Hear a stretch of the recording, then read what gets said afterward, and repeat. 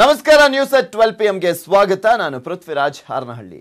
ಯಾರಿಗೆ ಯಾವ number lucky?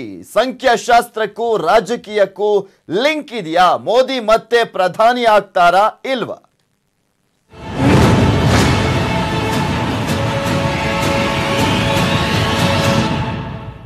ಯಾರಿಗೆ ಯಾವ ನಂಬರ್ ಲಕ್ಕಿ ಆಗಿದೆ? ಸಂಖ್ಯಾಶಾಸ್ತ್ರಕ್ಕೂ ರಾಜಕೀಯಕ್ಕೂ ಲಿಂಕ್ ಇದೆಯಾ? ಮೋದಿ ಮತ್ತೆ ಪ್ರಧಾನಿ ಆಗ್ತಾರಾ ಇಲ್ವಾ ಅನ್ನುವ ಪ್ರಶ್ನೆ ಎಲ್ಲರಲ್ಲೂ ಕೂಡ ಸದ್ಯಕ್ಕಂತೂ ಕಾಡ್ತಾನೆ ಇದೆ. ಆದ್ರೆ ಒಬ್ರು ಮಾತನಾಡಿದ್ದಾರೆ ಈ ಒಂದು ವಿಚಾರಕ್ಕೆ ಸಂಬಂಧಪಟ್ಟಂತೆ. ಯಾರಿಗೆ ಯಾವ ನಂಬರ್ ಲಕ್ಕಿ ಆಗಿದೆ? ಸಂಖ್ಯಾಶಾಸ್ತ್ರಕ್ಕೂ ರಾಜಕೀಯಕ್ಕೂ ಯಾವ ರೀತಿಯಾಗಿ ಲಿಂಕ್ ಇದೆ? ಮೋದಿ ಮತ್ತೆ ಪ್ರಧಾನಿ ಆಗ್ತಾರಾ ಇಲ್ವಾ ಅಂತ ಒಬ್ರು ಮಾತನಾಡಿದ್ದಾರೆ. ಅವ್ರು ಯಾರು ಅಂದ್ರೆ ದೇವೇಗೌಡರ ಪುತ್ರ ರೇವಣ್ಣ ಅವರು ಭವಿಷ್ಯವನ್ನ ನುಡಿದಿದ್ದಾರೆ. ಸಂಖ್ಯೆಗಳ ಆಧಾರದ ಮೇಲೆ ಭವಿಷ್ಯವನ್ನ ನುಡಿದಿದ್ದಾರೆ. ಲೋಕೋಪಯೋಗಿ ಸಚಿವ ಸೂಪರ್ ಸಿಎಂ ಅಂತಾನೆ ಕರೆಸಿಕೊಳ್ಳುವಂತ HD ರೇವಣ್ಣ ಮೈಸೂರಲ್ಲಿ ಭವಿಷ್ಯವನ್ನ ನುಡಿದಿದ್ದಾರೆ. ಸಿಎಂ ಸಹೋದರ ರೇವಣ್ಣ ಮತ್ತೆ ಪ್ರಧಾನಿ ಆಗಲ್ವಂತೆ ನರೇಂದ್ರ ಮೋದಿ ಮತ್ತೆ ಪ್ರಧಾನಿ ಆದ್ರೆ ರಾಜಕೀಯದಿಂದಲೇ ನಿವೃತ್ತಿ ಘೋಷಿಸ್ತಾರಂತೆ. HD ರೇವಣ್ಣ ಮೈಸೂರಲ್ಲಿ ಭಾರಿ ಭವಿಷ್ಯವನ್ನ ನುಡಿದಿದ್ದಾರೆ. ಸೂಪರ್ ಸಿಎಂ ಅಂತಾನೆ ಕರೆಸಿಕೊಳ್ಳುವಂತ ರೇವಣ್ಣ ಅವರು 22 ಸೀಟ್ ಗೆಲ್ತೇವೆ ಅಂತ ಕೂಡ ಅವರು ಗೆಲ್ಲುವಂತ ವಿಚಾರದ ಬಗ್ಗೆ ಮಾತನಾಡಿದ್ದಾರೆ. 22 ನಂಬರ್ ನಮಗೆ ತುಂಬಾ ಲಕ್ಕಿ ಅಂತ ಕೂಡ ರೇವಣ್ಣ ಅವರು ಹೇಳಿದ್ದಾರೆ. BSYಗೆ 22 ಲಕ್ಕಿ ಅಲ್ಲ ಅಂತ ರೇವಣ್ಣ ಅವರು ಮಾತನಾಡಿರುವಂತದ್ದು. ಯಾಕೆಂದ್ರೆ ಬಿಜೆಪಿ ಟಾರ್ಗೆಟ್ ಇರೋದೇ 22 ಕ್ಷೇತ್ರ. ಸಂಖ್ಯೆ 18 ಕೂಡ ನಮಗೆ ಲಕ್ಕಿ ಅಂತ ಕೂಡ ಹೇಳಿದ್ದಾರೆ. ಸಂಖ್ಯೆ 18 ಅದು 2018 ಆದ್ರೂ ಆಗ್ಬೋದು, ಅಥವಾ 18 ಅನ್ನೋದು ಎಲೆಕ್ಷನ್ ಡೇಟ್ ಕೂಡ ಆಗ್ಬೋದು. 2018 ಇತ್ತು 8+1 = 9.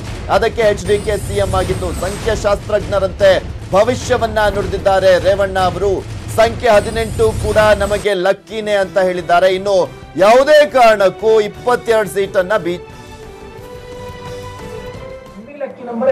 ನಮ್ಗೆ ನೋಡ್ರಿ 22, 6, 8 ಇವೆಲ್ಲ ನಮ್ಗೆ ಲೆಕ್ಕಿ.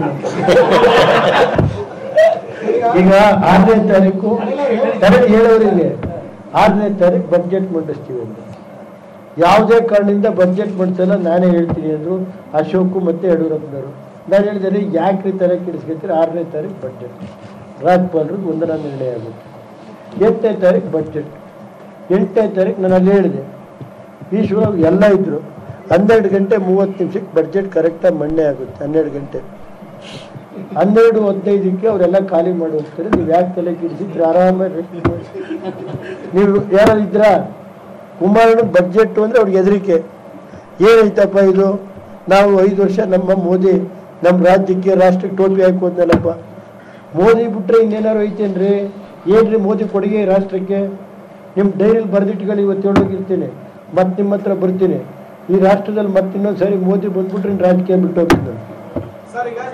ಅದನ್ನ ಹೋಗ್ತೀನಿ. 18 ನಿಮಗೆ ಗೊತ್ತಿಲ್ಲ. ಲಾಸ್ಟ್ ಟೈಮು 2018 ಎಷ್ಟು 9 ನಮ್ಮ ಅದಾಗೋದಕ್ಕೆ ಮುಖ್ಯಮಂತ್ರಿಗಳು ಕುಮಾರಸ್ವಾಮಿರಾಗಿತ್ತು. ಈಗ ಮತ್ತೆ 18 9 ನಂಬರ್ ಬಂದಿದೆ.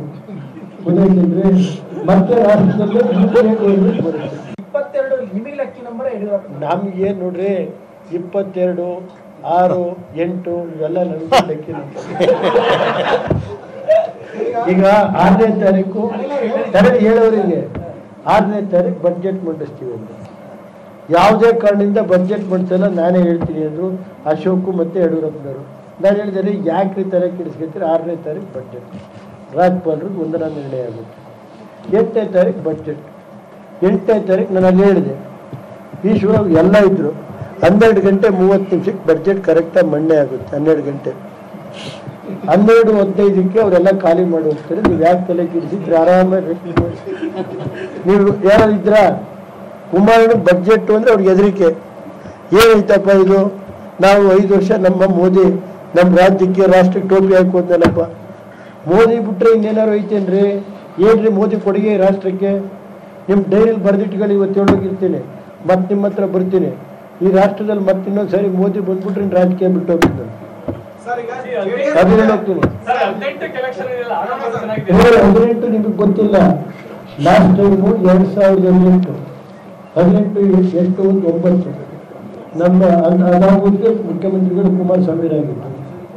ಈಗ ಮತ್ತೆ 9 ನಂಬರ್ ಬಂದಿದೆ.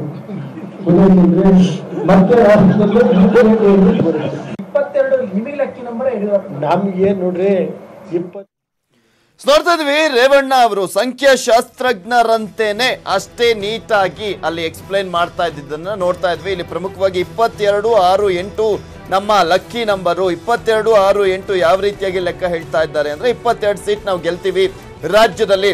ಇನ್ನ 6ನೇ ತಾರೀಕು ಬಜೆಟ್ ಅನ್ನ ಅಂದ್ರೆ ಬಜೆಟ್ ಅಧಿವೇಶನ ಶುರುವಾಗಿತ್ತು, ಯಾವುದೇ ರೀತಿಯಾದಂತ ಪ್ರಾಬ್ಲಮ್ ಆಗಲ್ಲ ಅಂತ ಹೇಳಿದ್ದೆ. 6ನೇ ತಾರೀಕು ಶುರುವಾಯಿತು. ಇನ್ನ 8 ಲಕ್ಕಿ ನಂಬರ್ ಯಾಕೆ ಅಂದ್ರೆ 8ನೇ ತಾರೀಕೆ ಬಜೆಟ್ ಮಂಡಿಸಿದ್ದು ಕುಮಾರಸ್ವಾಮಿ ಅವರು ಅಂತ ಕೂಡ ರೇವಣ್ಣ ಅವರು ಮಾತನಾಡ್ತಾ ಹೇಳ್ತಾ ಇದ್ರು.